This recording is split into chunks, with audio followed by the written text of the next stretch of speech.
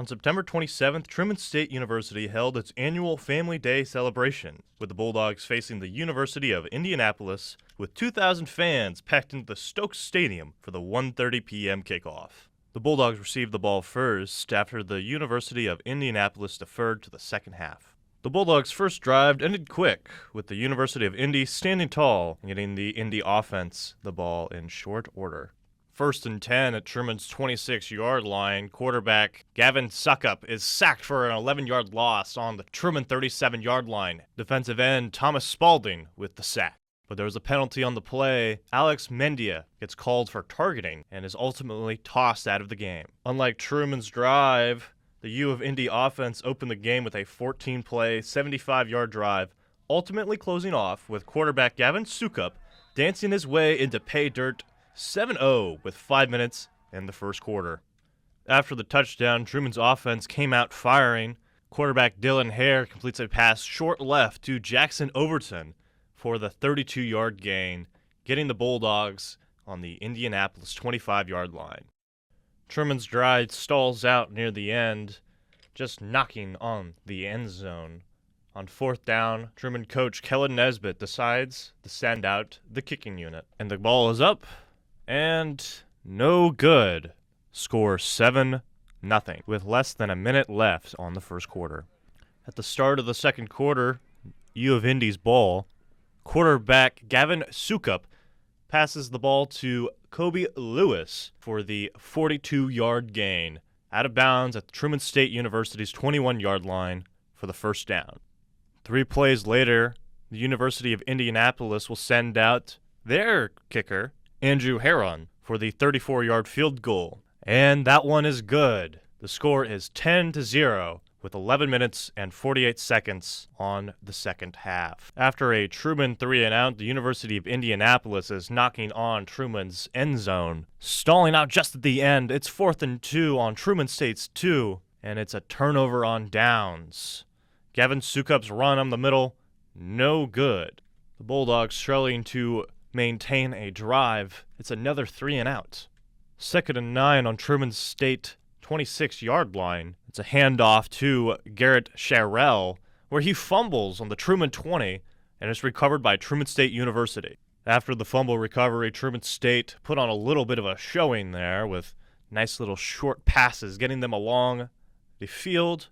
They stalled out yet again on the Indianapolis 31-yard line, where they send out kicker Diego Perez. Perez missed the earlier field goal. Now he's lined up for the second. This one's from 48 yards, and it's also no good. Diego Perez with the second missed field goal of the day. With only 11 seconds left on the clock, the University of Indianapolis kneels it down, and that's going to end the first half, with the score being 10-0 Greyhounds. Greyhounds got the ball to start off the second half, marching down the field. Quarterback Gavin Suckup completes a pass deep left to Alonzo Derrick for the 23-yard gain, putting them at the Truman State 42-yard line. The Dogs continued marching, all knocking on the end zone. It's Gavin Suckup back to Derrick Alonzo for the 14-yard touchdown, and after the successful point-after try, it is 17-10 Greyhounds. The Bulldogs offense stayed put on the sideline as return man Thomas Pullum returns it for 100 yards, putting the score up 7-17.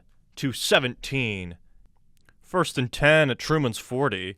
Jess Uster's Fatke runs right for the 29-yard gain, putting the Greyhounds at Truman State University's 11-yard line. First down. The Bulldogs make a stand in the red zone, forcing the Greyhounds to send out their kicker, Andrew Heron, for the 25-yard field goal. And this one is good as well. Score with 6 minutes, 37 seconds left on the third quarter, 20-7. The Bulldogs had another 3-and-out. It's U and Indy's ball yet again. This time, Jesuster's Fatke takes it for the 67-yard touchdown run. Truman quarterback Dylan Hare gets the ball at the 35-yard line, completes a pass short middle to Gerald Grew for the 20-yard gain, putting them at the U of Indy 45-yard line for the first down. After an incomplete pass to Nathan Ryan, he fires another pass to Gerald Grew, this time for 30 yards, putting them at Indy's 16-yard line. After another incomplete pass, Dylan Hare rushed right and scampers into the end zone with 34 seconds left on the third quarter, putting the score at 27-14, Greyhounds up. After that touchdown, it puts the game into the fourth quarter. To open up the fourth quarter, quarterback Gavin Sukup completes a deep pass to Aiden Brewer, cut at the Truman State 21-yard line for 24 yards. That puts him in the Truman State 18-yard line, first down. After the big play, the Greyhounds can't get that first down, making them send out their kicker yet again. Andrew Heron for the field goal for 24 yards is good. Score with 9 minutes 18 seconds left on the clock. It's 30-14.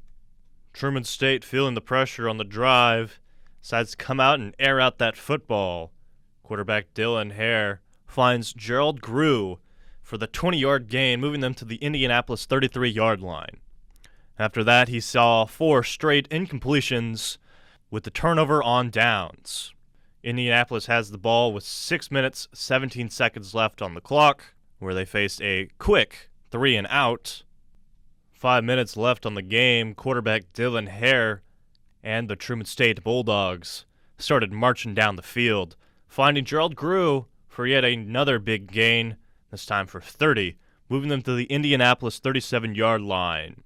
He then finds Gerald Grew again on this drive for the 20-yard gain, putting them at the Indy 18-yard line.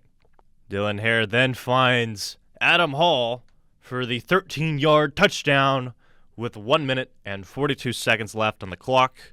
The Bulldogs went for 2, with the pass being incomplete.